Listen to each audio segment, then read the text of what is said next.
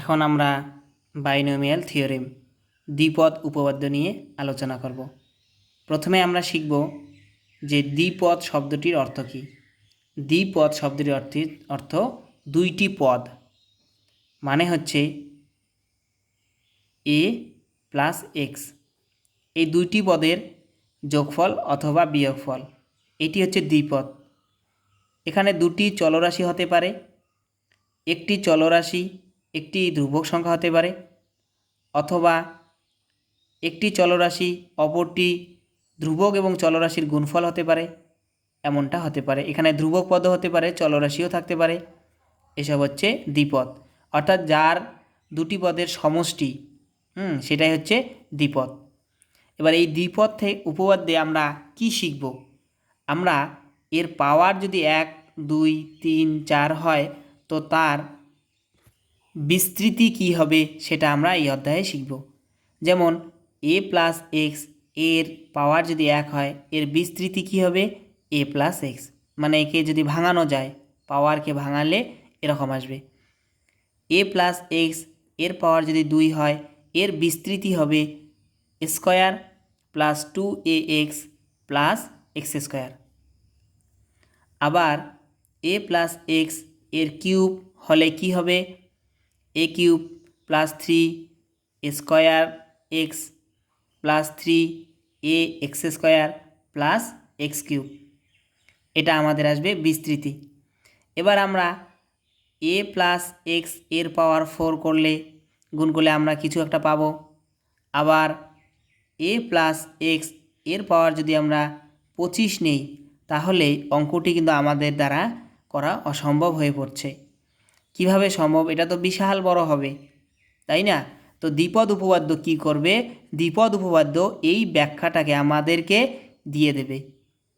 বোঝা গেল যে এ plus x to the power 25 হলে এর মানটা কত হবে, এর বিস্তৃতি কত হবে, সেটা আমরা দ্বিপদ উপপাদ্য থেকে পেয়ে যাব। আমরা এখানে আরেকটি বিষয় শিখে নেই। দেখো এখানে পাওয়ার কত?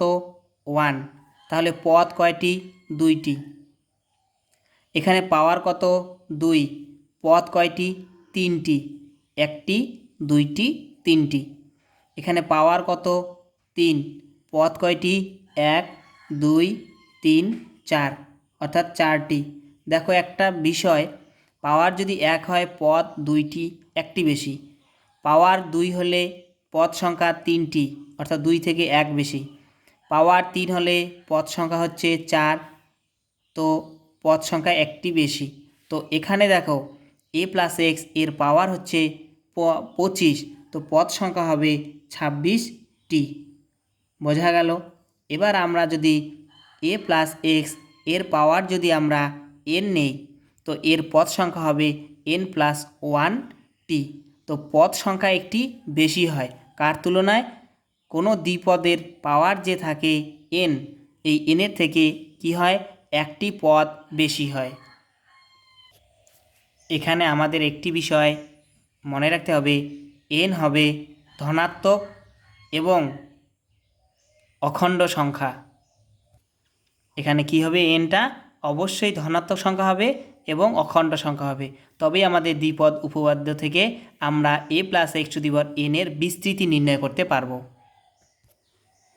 n যদি অখণ্ড সংখ্যা হয়, n অখণ্ড এবং ধনাত্মক হয়, তাহলে a plus x to the power n এর বিস্তৃতি হবে কি হবে? দ্বিপদ উপপাদ্য থেকে আমরা পাবো এর বিস্তৃতি হবে nc0 x to the power a to the power n x to the power 0 plus nc1 x to the power a to the power n minus 1 x to the power 1 plus nc2 a to the power n minus 2 R x to the power 2 plus nc3 a to the power n minus 3 x to the power 3 nc4 x to the power a to the power n minus 4 into x to the power 4 plus dot dot dot plus dot dot dot কী হবে? শেষে কী হবে NCN a to the power n minus n মানে হচ্ছে 0 আর x to the power হচ্ছে n।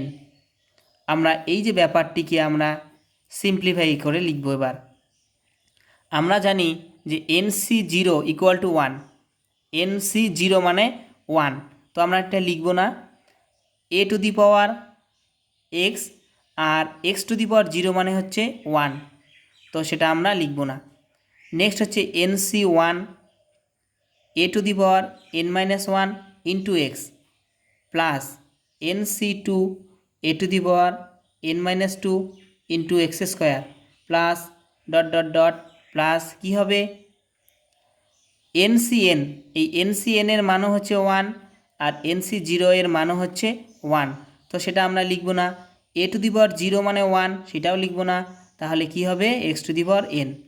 এটি হচ্ছে দ্বিপদ উপপাদ্যের মান। দ্বিপদ উপপাদ্যের সাহায্যে আমরা a প্লাস দ্বিপদের আমরা ব্যাখ্যা লিখতে পারি, একদম সহজেই লিখতে পারি। আমরা এখান থেকে সহজেই লিখতে পারবো a plus x to the power 25 এর মানটি কত হবে। এই দ্বিপদ উপপাদ্য ব্যবহার করে a প্লাস এক্স এই দ্বিপদটির আমরা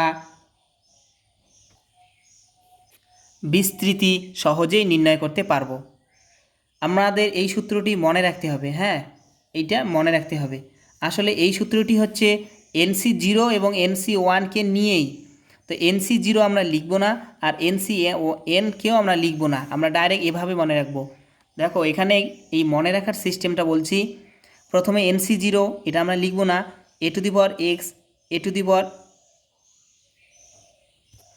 এ টু দি পাওয়ার এক্স না, এটা হচ্ছে এ টু দি পাওয়ার n। হ্যাঁ এখানে a to the power n রয়েছে, n ধীরে ধীরে কমছে। A to the power n, a to the power n-1, a to the power n-2 dot dot dot. দেখো এর পাওয়ার ধীরে ধীরে কমতেছে, এক্সের পাওয়ার ধীরে ধীরে, এখানে এক্স নেই, এখানে এক্সের পাওয়ার 1, এখানে এক্সের পাওয়ার 2, এভাবে ধীরে ধীরে বাড়তেছে এক্সের পাওয়ার n পর্যন্ত। বোঝা গেল? তাহলে আমরা একটা উদাহরণ দেখি, তাহলে আমরা সহজে বুঝে যাব। a plus x to the power 25 এর মান আমরা কি পাবো? এর মান হচ্ছে প্রথমে a to the power 25 plus 25C1 a to the power 24 x 25C2 a to the power 23 আর হচ্ছে এক্স স্কোয়ার। দেখো এই যে এভাবে ধীরে ধীরে কি হবে 25C3। এবার দেখো এ টু দি পাওয়ার 25 মাইনাস 3 অর্থাৎ 22 আর এক্স টু দি পাওয়ার 3। তো কি হচ্ছে ব্যাপারটা দেখো, এখানে এর পাওয়ার ধীরে ধীরে কমছে, তাই না? আর এক্সের পাওয়ার ধীরে ধীরে কি হচ্ছে, এক্সের পাওয়ার ধীরে ধীরে কি হচ্ছে, বৃদ্ধি পাচ্ছে। এভাবে এটি হচ্ছে দ্বিপদ উপপাদ্যের ব্যাখ্যা। এখান থেকে আমরা শেষ পর্যন্ত লিখতে পারবো। এবার 3 নং পদ, 4 নং পদ কী হবে 25C4, তাহলে এ টু দি পাওয়ার হবে 25 মাইনাস 4, তার মানে হচ্ছে 21 আর এক্সের পাওয়ার হচ্ছে 4। আবার এইভাবে আমরা লিখতে পারবো 25C5 a to the power 20 আর এক্স টু দি পাওয়ার হচ্ছে 5। এভাবে আমরা 25C কত লিখতে পারবো 6 এ টু দি পাওয়ার 19 আর এক্স টু দি পাওয়ার 6। এভাবে ডট ডট ডট প্লাস করে আমরা শেষ পর্যন্ত লিখতে পারবো। শেষে কি হবে 25C25 তার মান 1 এ টু দি পাওয়ার 0 আর এক্স টু দি পাওয়ার আসবে অনলি 25। এই পর্যন্ত আমাদের অ্যান্সার আসবে। বোঝা গেল? তো দ্বিপদ উপপাদ্যের সাহায্যে আমরা এভাবে কি করতে পারি, মান নির্ণয় করতে পারি। এই মানটি যে সত্য আমরা a প্লাস বি হোল স্কোয়ারের সূত্রের সাহায্যে প্রমাণ করব। দেখো a প্লাস বি হোল স্কোয়ারের সূত্র, এখানে আমরা কি লিখতে পারি a to the power 2 plus n, তাহলে 2C1 প্রথম পদটি কী হবে 2C1, এর মান আগে 2 ছিল এখন কমবে আর বি এর মান বৃদ্ধি পাবে ধীরে ধীরে, তারপরে হচ্ছে বি স্কোয়ার। দেখো মিলে গেল যে স্কোয়ার 2C1 এর মান তো আমরা জানি 2C1 এর মান দেখো 2C1 এর মান হচ্ছে factorial 2 by factorial 1 into factorial 2 - 1, উপরেরটির ফ্যাক্টোরিয়াল বাই নিচেরটির ফ্যাক্টোরিয়াল ইন্টু এই যে 2 মাইনাস 1 ফ্যাক্টোরিয়াল। তাহলে ফ্যাক্টোরিয়াল 2 মানে হচ্ছে 1 ইন্টু 2, ফ্যাক্টোরিয়াল 1 মানে 1, ফ্যাক্টোরিয়াল 2 মাইনাস 1 মানে ফ্যাক্টোরিয়াল 1 মানে হচ্ছে অনলি 1। ক্যালকুলেশন করলে কত আসবে? 2 আসবে। তো আমাদের 2ab প্লাস বি স্কোয়ার বোঝা গেল। এবার দেখো আমরা a প্লাস বি এর হোল কিউবের সূত্রটিও প্রমাণ করব দ্বিপদ উপপাদ্যের সাহায্যে। দেখো প্রথমে তো a কিউব আসবে প্লাস 3 পাওয়ার কত 3, তাহলে 3c1, এর পাওয়ার 1 কমবে মানে 2 হবে, b ধীরে ধীরে বৃদ্ধি পাবে। এরপরে হচ্ছে 3c2, এর পাওয়ার আরও কমবে, b এর পাওয়ার বৃদ্ধি পাবে। এরপরে last term b cube, a cube 3c1 এর মান হচ্ছে 3, 3c1 তোমরা ক্যালকুলেটার ইউজ করতে পারো, ক্লাস 11 ক্যালকুলেটার ইউজ করবে, 3c1 equal to 3 a square b। 3c2 এর মানও হচ্ছে 3, ক্যালকুলেটার ইউজ করবে তাহলে পেয়ে যাবে। দেখো এই সূত্রটি চলে আসলো। আমাদের আরেকটি বিষয় আমাদের জানতে হবে যে a plus x to the power n এর বিস্তৃতিতে সহগগুলি কী কী। দেখো প্রথমটিকে এই আমরা a প্লাস এক্স এর টু দি পাওয়ার n এর বিস্তৃতি যদি নির্ণয় করি তাহলে প্রথমে কী হবে? nc0, a to the power n b to the power 0, প্রথম পদ এটি। হ্যাঁ, এখান থেকে এই অংশটি আমাদের বাদ যাবে, কারণ এর মানও হচ্ছে 1 আর এর মানও হচ্ছে 1। তাই আমরা জাস্ট কি লিখব? প্রথমে a to the power x, কিন্তু সহগ যখন আমরা আলোচনা করব তখন আমরা লিখে দেব যে nc0, প্রথমটি কত? nc0। এবার কত কি হবে? nc1 a to the power n-1 into x plus nc2 a to the power n-2 into x square plus dot dot dot, হ্যাঁ, প্লাস ডট ডট ডট কী আসবে? Plus a to the power 0 x to the power n, এর সামনে আসবে ncn। বোঝা গেল? তো এই পর্যন্ত আমাদের আসবে।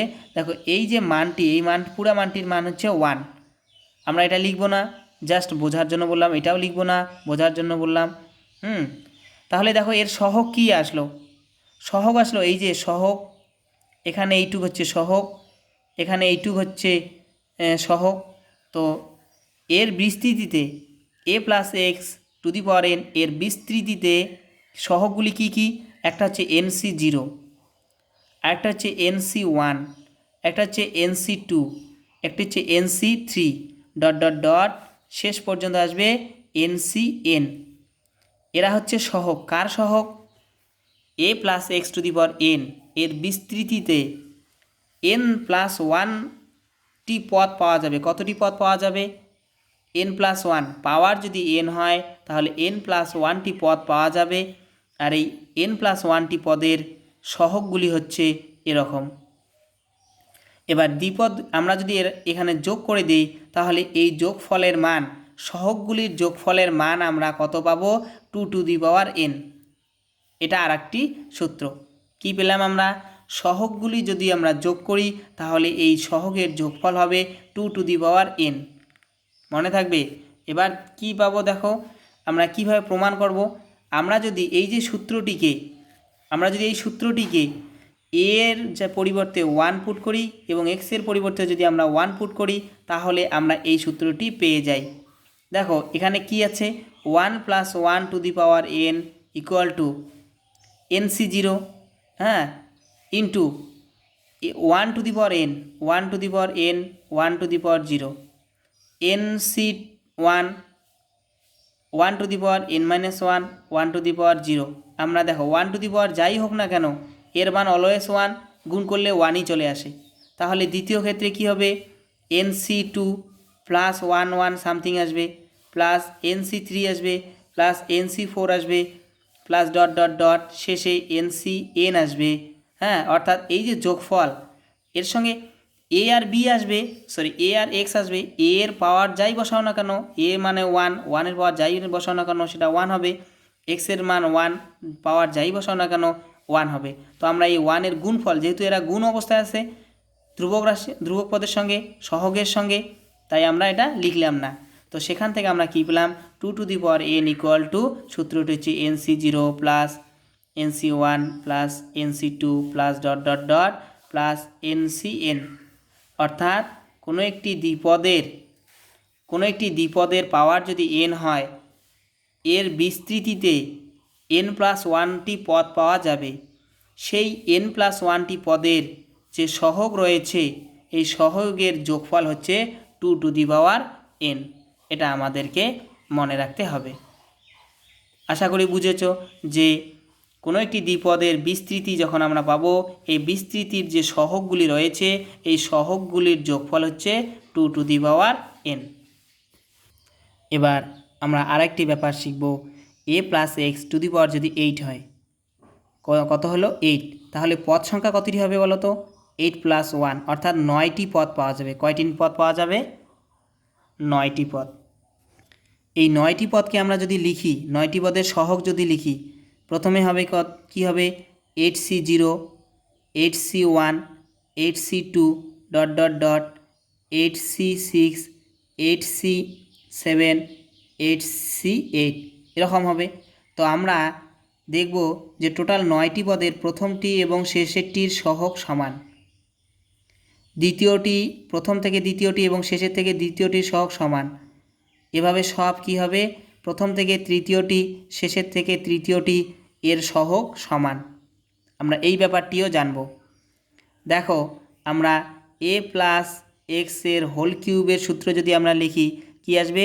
a³ + 3a² x + 3ax² + x³ দেখো, প্রথমটি সহগ 1, দ্বিতীয়টির সহগ 3, তৃতীয়টির সহগ 3, চতুর্থটির সহগ 1। তো প্রথমটির সঙ্গে শেষেরটির সমান পাওয়া যাচ্ছে, এবং প্রথমের দিক থেকে দ্বিতীয়, শেষের দিক থেকে দ্বিতীয়টির মানও সমান পাওয়া যাচ্ছে। বোঝা গেল? তো এই ব্যাপারটি আমাদেরকে জানতে হবে যে কোনো দ্বিপদের বিস্তৃতিতে যে সহগগুলি পাওয়া যায়, সেই সহগগুলি প্রথমটি এবং শেষেরটি সমান, প্রথম থেকে দ্বিতীয়টি এবং শেষের থেকে দ্বিতীয়টি সমান, প্রথম থেকে তৃতীয়টি এবং শেষের থেকে তৃতীয়টি, এভাবে সমান চলে আসবে। এখানে আমাদের মনে একটি প্রশ্ন জাগে, যদি 10টি পদ হয়, কয়টি পদ? হ্যাঁ, এরকম না, যদি এরকম 8টি পদ হয়, তাহলে প্রথমটির সঙ্গে দ্বিতীয়টি সমান, প্রথমটির সঙ্গে শেষেরটি, এটির সঙ্গে এটি সমান, এটির সঙ্গে এটি সমান, এটির সঙ্গে এটি সমান। বোঝা গেল? যদি 9টি পদ হয় বা 7টি পদ হয়, দেখো কি আসবে তাহলে? 7টি পদ ধরো, তাহলে প্রথমটির সঙ্গে শেষেরটি সমান হবে, এই দুটি সমান হবে, এই দুটি সমান হবে, এবং এটি যেহেতু একাই রয়েছে তাই এ কারোর সঙ্গে সমান হবে না। এটা আমাদেরকে মনে রাখতে হবে যে দ্বিপদ উপপাদ্যের বিস্তৃতিতে কি হয়, প্রথমটির সহগ এবং শেষেরটির সহগ সমান। এইভাবে ধীরে ধীরে আমাদের, আর এই সহগটি হবে ম্যাক্সিমাম, সর্বাধিক হবে কি, মাঝখানে যে সহগটি আসবে সেই সহগটি হবে সর্বাধিক। তোমাদের বইয়ে পাস্কালের সূত্রটি তোমরা একটু দেখে নেবে। অনেক প্রাচীনকালের বিজ্ঞানী, 300 বছর 400 বছর আগের বিজ্ঞানী, তো তিনি অঙ্ক নিয়েও পড়াশোনা করেছেন, অঙ্ক নিয়েও আমাদেরকে অনেক সূত্র দিয়েছেন। সেই সূত্রটি আমরা একবার দেখে নেব। দ্বিপদ উপপাদ্যের একটাই মেনলি সূত্র, সেটা হচ্ছে এই সূত্রটি, a + x to the power n হলে a to the power n হবে এখানে, হ্যাঁ, a to the power n plus nc1 a to the power n-1 x, nc2 a to the power n-2 এখানে x², হ্যাঁ, nc3 a to the power n-3 আর x to the power 3। আমাদের এখানে একটি লক্ষণীয় বিষয় হচ্ছে যে এখানে যে দুটি চলরাশি আছে a এবং x, তাদের পাওয়ারের যোগফল অলওয়েজ n হবে। কি হবে? অলওয়েজ n হবে। দেখো, এখানে পাওয়ার n, এখানে পাওয়ার a এর পাওয়ার n-1 আর x এর পাওয়ার 1, যোগ করে দাও n আসবে। a এর পাওয়ার n-2, x এর পাওয়ার 2, যোগ করে দিলে n আসবে। a এর পাওয়ার n-3, x এর পাওয়ার 3, যোগ করে দাও, 3 দিন কাটবে, শুধু n আসবে। তোমরা শেষের আগেরটি দেখো, a টু দি পাওয়ার 1 আর x to the power n-1, তোমরা যোগ করে দাও, এখানে 1 + n-1, এই -1 + 1 কাটবে, n আসবে। এখানেও x এর পাওয়ার এন। তো আমরা দেখলাম যে এর পাওয়ার ধীরে ধীরে কমছে, এক এক করে কমছে, এক্সের পাওয়ার ধীরে ধীরে এক এক করে বাড়ছে। এখানে এক্সের পাওয়ার 0 আর এখানে এর পাওয়ার 0, বোঝা গেল। আমরা যদি এখন এ ইকুয়াল টু 1 পুট করি, কত, এ ইকুয়াল টু আমরা যদি 1 পুট করি এই দ্বিপদ উপপাদ্যে, তাহলে আমাদের কি আসবে সেটা একবার দেখি। তাহলে 1 plus x to the power N, এখান থেকে আমাদের কি আসবে 1, এর পাওয়ার 1 এর পাওয়ার এন হলে এটাই আসে NC1, প্রথমে আসবে 1 ইন্টু এক্স, বোঝা গেল। এর পাওয়ার আমরা যাই নেই না কেন, এর মান তো 1, 1-এর পাওয়ার যাই নেই না কেন এক্স 1 আসবে, তো গুণ করে দিলে সেটাই থাকবে। এবার আসবে NC2 x square, NC3 x cube plus dot dot dot dot dot plus কি আসবে x to the power N, এরকম আসবে, বোঝা গেল। তো এই ব্যাপারটিও আমাদেরকে জানতে হবে। 1 plus x to the power যদি এন হয়, তাহলে আমাদের দ্বিপদ উপপাদ্য থেকে আমরা কি পাই যে 1 plus NC1 x, NC2 x square, NC3 x cube dot dot dot, হ্যাঁ, শেষে এই পর্যন্ত চলে আসবে। তো এই ব্যাপারটি আমাদেরকে মনে রাখতে হবে। এবার আমরা আরও একটি ব্যাপার শিখব, সেটা হচ্ছে এ মাইনাস এক্স এর পাওয়ার যদি এন হয় তাহলে কি হবে। একদম সহজ ব্যাপার। দেখো এখানে কি আছে, এ প্লাস এক্স এর পাওয়ার এন, এখানে সে এ মাইনাস এক্স এর পাওয়ার এন। আমরা এটাকে দেখো কীভাবে লিখতে পারি, এ প্লাস মাইনাস এক্স পুরাটার পাওয়ার হচ্ছে এন। তো দেখো প্রথমটি প্লাস দ্বিতীয়টি, এই দ্বিতীয়টি কি, দ্বিতীয়টি হচ্ছে মাইনাস এক্স। তো আমরা এই ইকুয়েশনে কি বসাবো, এক্সের জায়গায় মাইনাস এক্স বসাবো। দেখো এ প্লাস এক্স, এ প্লাস মাইনাস এক্স, তো আমরা এক্সের জায়গায় কি বসাবো, মাইনাস এক্স বসাবো। তাহলে কি হবে বলো তো, প্রথমে এ টু দি পাওয়ার হবে n plus NC1 a to the power n minus 1 into minus x. দ্বিতীয়টি কি আসবে, NC2 a to the power n minus 2 into minus x to the power 2। দেখো minus x to the power 1, minus x to the power 2, এইভাবে dot dot dot চলতে থাকবে। Plus কি আসবে, হ্যাঁ, এখানে প্লাস ডট ডট ডট চলতে আসবে, তা এ আসবে minus x to the power N, বোঝা গেল। এবার দেখো আমরা যখন এই জায়গাটা ভাঙাবো তখন কি আসবে, প্রথমটা যা আছে তাই থাকবে। এবার দেখো যখন পাওয়ার 1 হবে, অর্থাৎ মাইনাস এক্সের পাওয়ার 1, তখন মাইনাস এক্সটি কী আসবে, সামনে চলে আসবে, বোঝা গেল। এই মাইনাস এক্সটি সামনে চলে আসবে, তাহলে হবে কি NC1 a to the power n minus 1 into x. এবার দেখো এর পাওয়ার কত আছে 2, তাই না, 2 যদি পাওয়ার জোর সংখ্যক হয় তাহলে কী হবে, প্লাস হবে, তাহলে NC2 a to the power n minus 2 into x square. এবার তৃতীয়টি কি আসবে, তৃতীয়টি মাইনাস আসবে, কারণ কি এখানে minus x to the power আসবে 3, পরেরটা আসবে প্লাস, এরপরে মাইনাস, তারপরে প্লাস, এইভাবে ডট ডট ডট ডট চলতে থাকবে। আর শেষে কি আসবে, শেষের যে টার্মটি আছে সেটা হচ্ছে -1 to the power N into x to the power N, বোঝা গেল। যে তাহলে একটি প্লাস আসবে, একটি মাইনাস আসবে, একটি প্লাস আসবে, একটি মাইনাস আসবে, এভাবে চলতে থাকবে। আমাদের এই ব্যাপারটিও এই যে সূত্রের আকারে, সূত্রের মাধ্যমে, সূত্রের মতো করে আমাদেরকে মনে রাখতে হবে যে আসলে এই একটি সূত্র, সেটা হচ্ছে এই সূত্রটি। আমরা এক্সের জায়গায় যদি মাইনাস এক্স পুট করি তাহলে আমাদের দ্বিতীয় সূত্রটি, হ্যাঁ, এই সূত্রটি আমাদেরকে চলে আসবে। দেখো তাহলে এই সূত্রটি কি হবে, এই সূত্রটিকে আমরা যদি সুন্দরভাবে লিখি তাহলে কি হবে, a to the power n minus NC1 a to the power n minus 1 into x plus NC2 a to the power n minus 2 into x square. দেখো প্রথমটি প্লাস, দ্বিতীয়টি মাইনাস, নেক্সট প্লাস, এরপরে হচ্ছে মাইনাস।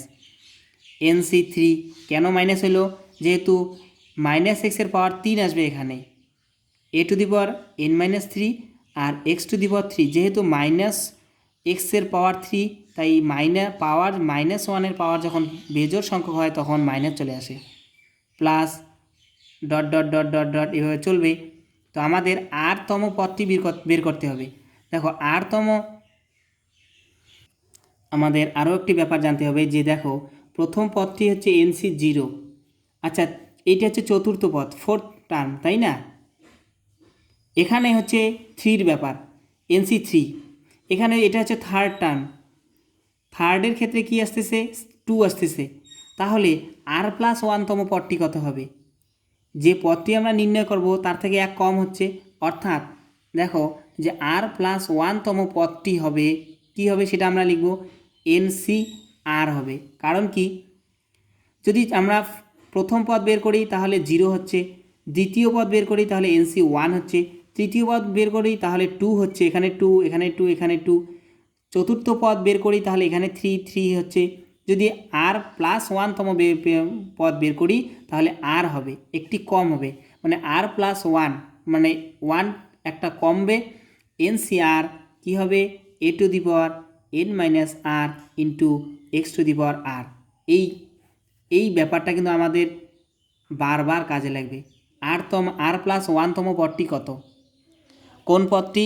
r+1তম পদটি, rতম নয় কিন্তু, এই জায়গাটা আমরা অনেকেই ভুল করি। দেখো চতুর্থ এই 4 নম্বর পদটিতে 3 আছে সব, NC3 a⁻n−3 x⁻3। তৃতীয়টিতে কি আছে? 2। প্রথমটিতে কি? দ্বিতীয়টিতে আছে 1, NC1। এটা কত নম্বর পদ? 2 নম্বর পদ। এটা হচ্ছে r+1তম পদ, এর থেকে 1 কম হবে, r+1 থেকে 1 কম মানে r, তাহলে NCR into a⁻n−r into x⁻r। এবার প্লাস ডট ডট ডট, শেষে কি আসবে? NC1 আমরা NCN আমরা লিখব না, একবারে লিখে দেব এর পাওয়ার হচ্ছে n। যেহেতু এক্সের জায়গায় কি হবে? -x হচ্ছে এখানে, তাহলে আমরা এখানে কি লিখব? -x⁻r। এবার যেহেতু -x⁻r, এটাকে আমরা শুধু এই টার্মকে আমরা যদি সিম্পলিফাই করি তাহলে কি আসবে? NCR into a⁻n−r into x⁻r into এই -1r। এটা হচ্ছে আমাদের কোথা থেকে পেলাম? এটা আমরা পেলাম এই যে -x⁻, যেহেতু r, তাহলে -1r ইন্টু x⁻r, সেই -1rকে আমরা সামনে লিখলাম। এই জায়গায় এইটা কিন্তু খুব ইম্পর্টেন্ট, আর অঙ্ক করার সময় অনেকেই ভুল করে, স্টুডেন্টরা এই জায়গাটা বারবার ভুল করে যে r+1তম পদ যদি হয় তাহলে হবে এরকম। আচ্ছা, এই যে দ্বিপদ রাশির যে বিস্তৃতি, এর 10তম পদ কত হবে? ভালো কোশ্চেন। 10ম পদটি কত হবে? এর 10ম পদটি হবে 10 = আমরা কত লিখতে পারি? 9+1, তাই লিখতে পারি না? 10 = কি? 9+1। তাহলে 10ম পদটি হবে NC9 a⁻n−9 এবং -x⁻9। আমরা 10ম পদ বের করতেছি, তাই 10ম পদের জায়গায় 9+1, 10কে লেখা যায় 9+1। তো আমরা সেখান থেকে লিখলাম যে NC9 a⁻n−9 -x⁻9। তাহলে আমরা এটাকে সিম্পলিফাই করলে কি আসবে? -1/9 NC9 a⁻n−9 ইন্টু x⁻9। এটা হচ্ছে 10ম পদ, মনে থাকবে? এবার কত নাম্বার টার্ম? তো আমরা এটাকে কি লিখব? যে এটা হচ্ছে T9+1 অর্থাৎ 10ম পদ। এটাকে লেখা যায় T10, টার্ম 10। হ্যাঁ, T10 = T9+1 = এরকম। যদি আবার দেখো প্রথম সূত্রটিতে আমরা এটা বের করিনি, আমাদের এখন বের করতে হবে। হ্যাঁ, আমরা এখানে এই যে a+x⁻n এর 26 নাম্বার পদটি বের করব। T26 = T25+1 = NC25 a⁻n−25 আর x⁻25। বোঝা গেল? এই যে nতম পদটি আমাদেরকে বের করতে হবে। যদি আমরা T26তম মানে টার্ম, হ্যাঁ টার্ম 26তম টার্ম আমরা বের করি তাহলে 25+1, তাহলে মানটি হবে NC25 a⁻n−25 আর x⁻25। বোঝা গেল? এই ব্যাপারটি কিন্তু অনেক ইম্পর্টেন্ট। ভিডিওটি একাধিকবার দেখবে। কোথাও প্রবলেম হলে কমেন্ট করে জানাবে। আশা করি বুঝতেছো। এবার আবার প্র্যাকটিস করি যে a minus x to the power n যদি হয় এর মান কি হবে। একটাই ব্যাপার, একটাই সূত্র আমি বারবার লিখছি এই কারণে, কারণ এই জায়গাটা অনেকেরই গুলিয়ে যায়। একবার যদি তোমাদের কনসেপ্ট ক্লিয়ার হয় তাহলে অঙ্কটি একদমই সহজ। কি হবে প্রথমে a to the power n minus, কারণ কি এখানে মাইনাস রয়েছে না, তো এক্সের মান মাইনাস চলে, আচ্ছা প্রথমে আমি প্লাস দিয়ে দিই, nc1 a to the power n minus one x to the minus x to the power কী আসবে 1।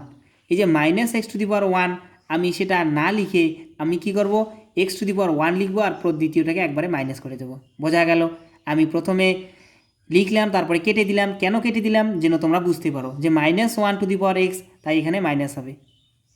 এবার দ্বিতীয়টি প্লাস হবে, কারণ কি আমাদের minus x to the power 2 তো, তাই না? তো minus x to the power 2 যখন হবে তো এর মানটা প্লাস চলে আসবে, তো আমরা তাই ব্র্যাকেট এখানে দিব না, ডাইরেক্ট লিখে দেবো প্রথমটি প্লাস দ্বিতীয়টি minus, plus minus plus minus এভাবে চলবে। তাহলে nc2 a to the power n minus 2 into x to the power 2। এবার যেহেতু 3 তাহলে মাইনাস হবে nc3 a to the power n minus 3 into x to the power 3। ফোরের সময় কী হবে, প্লাস হবে, এইভাবে ডট ডট ডট। আর তাহলে দেখো এবার আর প্লাস 1তম পদটি আমি লিখব, ডট ডট ডট। আরতম পদটি কী হবে, প্লাস লিখলাম মাইনাস 1 টু দি পাওয়ার আর।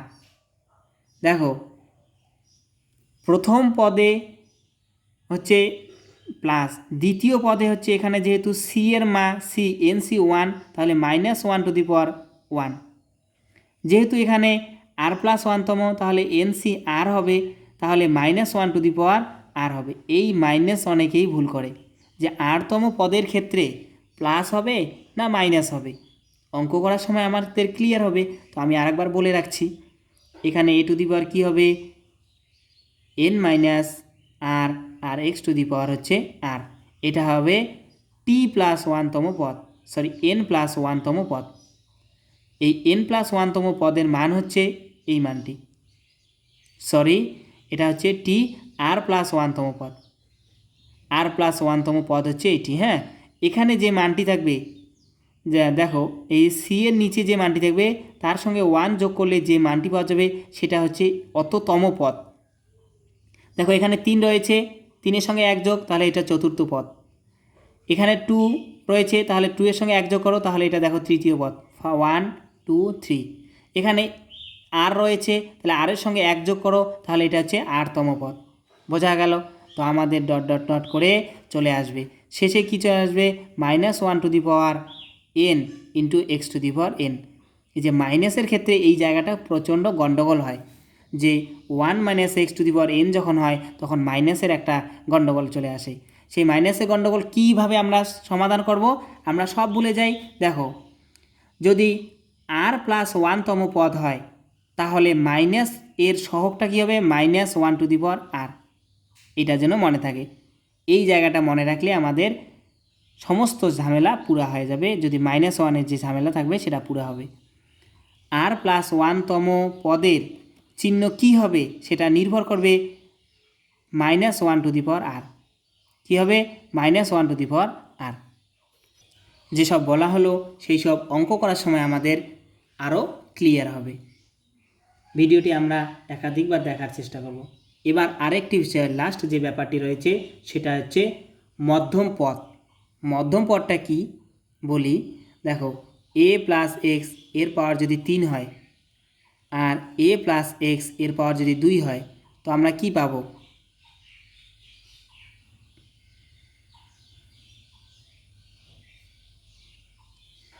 আর এখানে কি পাবো, দেখো এর পাওয়ার 3 পদ সংখ্যা 4, এর পাওয়ার 2 পদ সংখ্যা 3, একটি বেশি। যদি পাওয়ার n হয় তাহলে পদ সংখ্যা n প্লাস 1। দেখো মধ্যম পদ মানে হচ্ছে মাঝখানে যে পদ সেটা হচ্ছে মধ্যম পদ।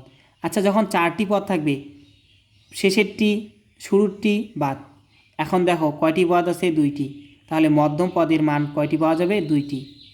তার মানে হচ্ছে পাওয়ার যদি বেজোড় হয় পদ সংখ্যা হবে জোড়, মধ্যম পদ পাওয়া যাবে 2টি। আবার বলি, এর ঘাত মানে পাওয়ার যদি হয় বেজোড় 3 হয়, পদ সংখ্যা হবে 4টি, মধ্যম পদ হবে 2টি। পাওয়ার যদি 10 হয় জোড়, পদ সংখ্যা হবে 11টি, মধ্যম পদ হবে 1টি। কেন? দেখো, এই যে a প্লাস এক্সের বিস্তৃতিতে কয়টি পাওয়ার কত আছে? 2। পদ সংখ্যা কয়টি? 3টি। তাহলে প্রথমটি বাদ দাও আর শেষেরটি বাদ দাও, প্রথম তাহলে রবে কয়টি? 1টি। এবার দেখো 7টি পদ রয়েছে। কয়টি পদ রয়েছে? 7টি পদ। 7টি পদ হলে প্রথমটি শেষেরটি এইভাবে যদি আমরা বাদ দিই, তাহলে দেখো মাঝখানে কত নম্বর পদ? চতুর্থ পদটি আমাদের মধ্যম পদ। যদি পদ সংখ্যা বেজোড় হয় তাহলে একটি পদ, পদ সংখ্যা যদি 8টি হয়, কয়টি? 8টি নিলাম। এই দেখো এইটা ক্যান্সেল, এখান থেকে এটা ক্যান্সেল, এখান থেকে এটা ক্যান্সেল, এখান থেকে এটা ক্যান্সেল, এই শেষে ক্যান্সেল করা যাবে না, এই দুটি হচ্ছে মধ্যম পদ। বোঝা গেল? তাহলে একটা হচ্ছে 4th, একটা হচ্ছে 5th। তো মধ্যম পদ আমরা কিভাবে নির্ণয় করব, কিভাবে বুঝব? যদি a প্লাস এক্স এর পাওয়ার যদি n থাকে, তাহলে পদ সংখ্যা হচ্ছে n+1টি। এই n+1 যদি, এটা ভুলে যাও এখন, হ্যাঁ, n+1 যদি বেজোড় সংখ্যক হয়, n+1 যদি বেজোড় হয়, তাহলে মধ্যম পদটি হচ্ছে n/2তম পদ। সরি, n+2+1 এততম পদ। তার মানে হচ্ছে এটি যদি জোড় হয়, কি হবে? যদি জোড় হয় তাহলে পরে n+1 হবে বেজোড়, তাহলে এততম পদটি হচ্ছে মধ্যম পদ। আবার বলি যে a plus x to the power যদি 8 হয়, তাহলে পদ সংখ্যা হবে 9টি, আর মধ্যম পদটি হবে 8+2+1 তম পদ। এর মানে 5th টার্ম। বোঝা গেল কিভাবে হবে? আমরা তো এখানে দেখলাম যে যদি আমরা 7টা নেই তাহলে 4 নাম্বার হবে, যদি আমরা 8টা নেই, যদি পাওয়ার 8 নেই তাহলে এখানে টার্ম হবে 9টি, 9টি হলে পঞ্চম পদটি হবে আমাদের মধ্যম পদ। বোঝা গেল? আবার যদি a plus x to the power 10 নেই, পাওয়ার যদি 10 নেই, পদ সংখ্যা হবে 11টি, তাহলে মধ্যম পদটি হবে 10/2+1 তম পদ। এটা হচ্ছে জোড়ের ক্ষেত্রে। পাওয়ার যদি জোড় হয়, পদ সংখ্যা হবে বেজোড়, তখন মধ্যম পদ হবে এরকম। আমাদের এই মানটা আমাদের লাগবে না, হ্যাঁ। আমরা পাওয়ার যদি জোড় থাকে তাহলে মধ্যম পদ আমরা 1টি পাবো, আর পাওয়ার যদি বেজোড় থাকে 11 যদি থাকে তাহলে মধ্যম পদ আমরা কয়টি পাবো? 2টি পাবো। একটা হচ্ছে পাওয়ার যদি বেজোড় হয়, পদ সংখ্যা হবে জোড়, তাহলে মধ্যম পদ পাওয়া যাবে 2টি। কতটি পাওয়া যাবে?